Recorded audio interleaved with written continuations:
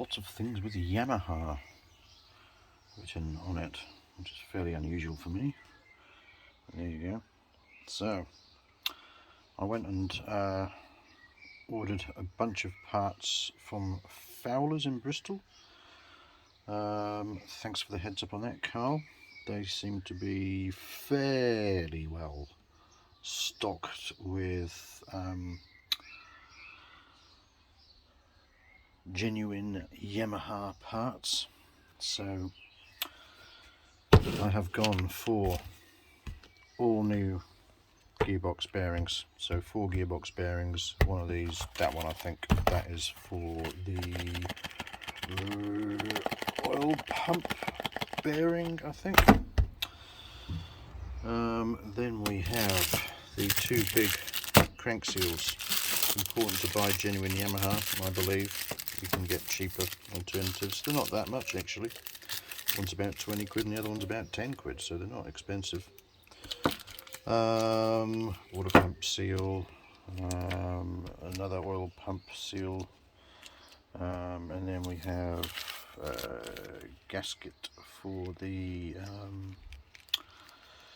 water return into the cylinder head, gasket for the oil pump to the side casing, another seal, can't remember which one that is, and then 1 exhaust stud, because I'm missing an exhaust stud.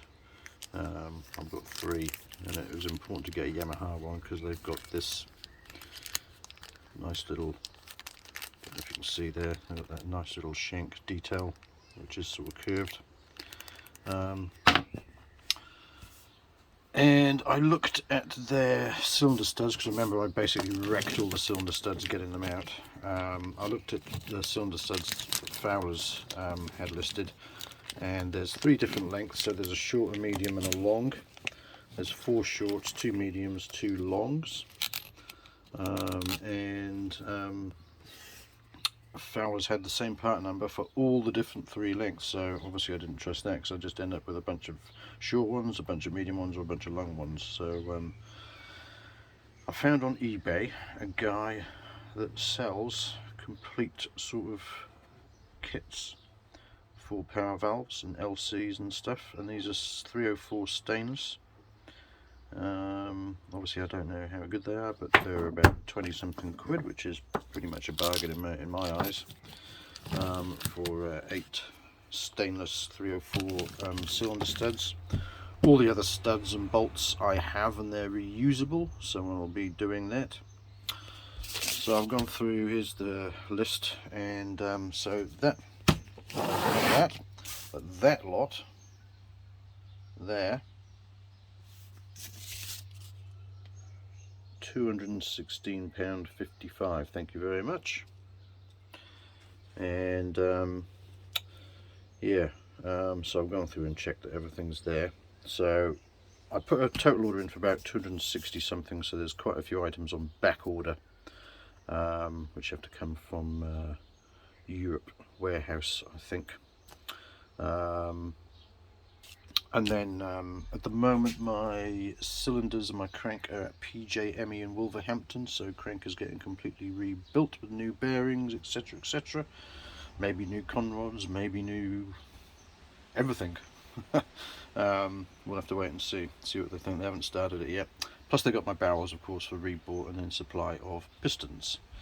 And PGME also sell loads of stuff for the power valves, mostly not genuine, and I've sort of gone through Fowler's sort of parts on their website, and I've gone through PJME's parts on their website, compared prices. So these are cheaper than PJME.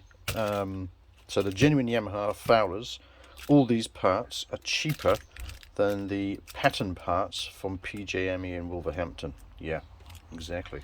So this is why you've got to shop around and analyse prices.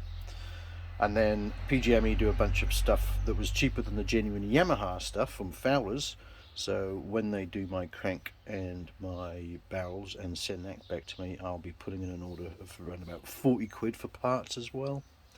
Something like that with them, various gaskets and stuff.